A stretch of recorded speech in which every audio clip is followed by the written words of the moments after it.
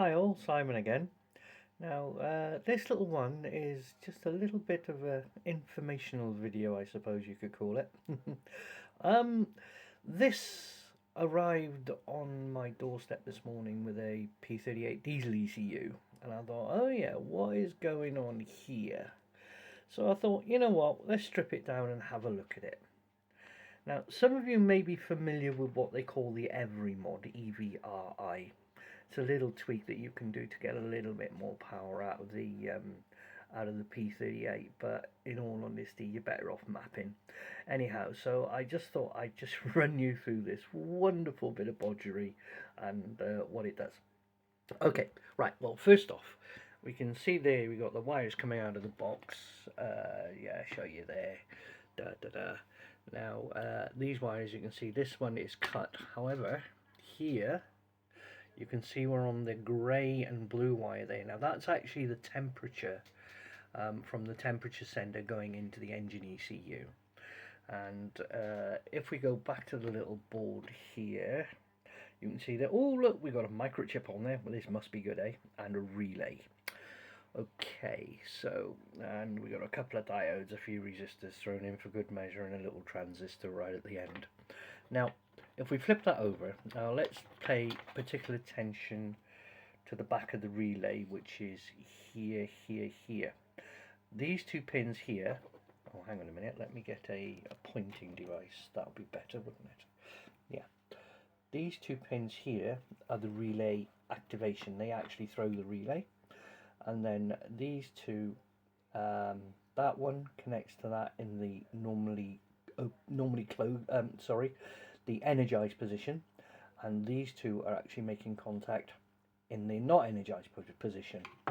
And as you can see, because it's a double relay, you can see there the wire, the foil tracks are actually connected between them. Now, just to the right here, you can actually see in the energized position, you can actually see there that there's something on the board. So we'll flip that over and we'll take a look.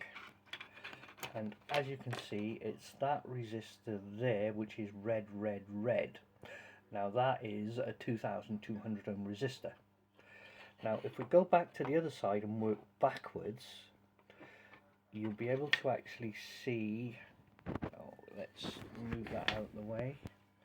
You'll be able to actually see there that in the energized position, you can see the foil tracks going from, if we're working from the bottom, onto connection 2 and 4 of the of that little 6 pins in a row. So if we flip that back over, and connections 2 and 4, as you can see, are our our grey and blue wires. So basically what this does is it throws the relay to drop that resistor in between the two wires. Now the problem is, when the relay is not energized, there you can actually see there's nothing going on, because the connectors right at the bottom, which are these ones here and here, aren't connected to anything.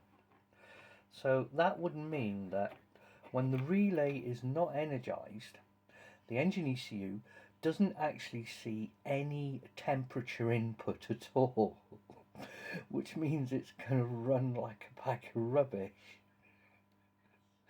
The only way it's actually going to work is when that relay is energized and the resistor is in line and actually telling the ECU that the temperature is lower than it is, so it's actually putting more fuel in. The rest of the garbage on this is and the microchip is purely a timer and to drive the little fancy green LED to make it actually look good. And the chip is just purely a timer to drop the relay in, maybe a few seconds, maybe a minute, I don't know, afterwards. I haven't looked at it or even plugged it in fact. But all I'm going to say is that the only place for this thing is, honestly, is in the bin. If you're going to go for more power, you can get a little bit out of these. For the love of God, just go get a remap. Thank you all. Goodbye.